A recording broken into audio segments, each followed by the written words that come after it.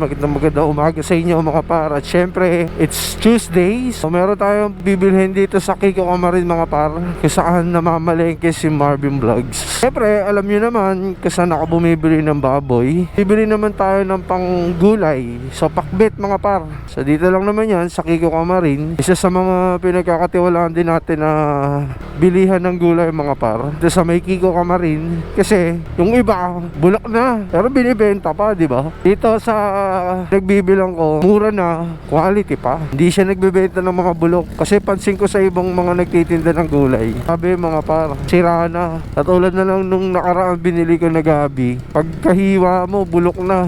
Hindi naman lahat ganun mga tinitinda. Pero ito kasi dito sa binibilhan ko, talagang ano to mga par, talagang malinis. Malinis na, mura pa. Lalo na ngayon mga par, magpapasko. Kaya kailangan natin ng mapagkakatiwalaan talaga sa mga ganitong handaan. Papasko na mga par, syempre yan, dapat maging wise tayo. Iba kasi rito madaya yung timbangan. Yung iba kahit pasira na yung mga baboy, yung mga gulay tinitinda pa, di ba? Oh yan mga par, good morning. Good morning. So yan mga par, dito tayo kay Boss Romeo, dito sa mga pinagkakatiwalaan natin. So yan, bibili tayo ng gulay mga par. So eto, yung pangpakbit nila mga par is 50 pesos. Yan, naka-separate na. Bili din tayo ng gulay dito mga par. Katabi lang yan nila Boss Romeo. Bibili tayo nito. Tapos isang balot na kalamansi, tsaka sibuyas. Yan. So dito ako bumibili ng gulay mga par. Dahil dito, subok ko na. Tulad nito mga par, ayan. Mga ano na to, sira na yan, pabulok na. So hindi na nila itinitinda yan mga par. Tutuusin po pwede pa naman, di ba? Oh.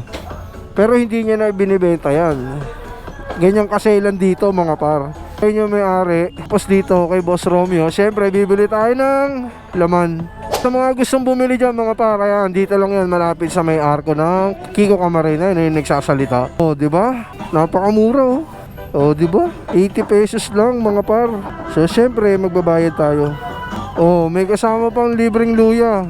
So sa mga gusto bumili dyan, punta lang kayo dito sa Kiko Kamarin mga par. Di ba? Napakamura dito. So mga par, ayan, nakabili na tayo dito ng gulay dito sa tabi nila Boss Romeo at saka kay Boss Romeo ng baboy. So boss, maraming salamat. Ayan. So mga par, ayan, tapos na tayo bumili at mamalengke. Gusto ko lang share sa inyo kung saan tayo bumibili ng gulay at baboy mga par. So pauwi na tayo ng bahay. Maraming salamat sa solid followers ni Marvin Vlogs.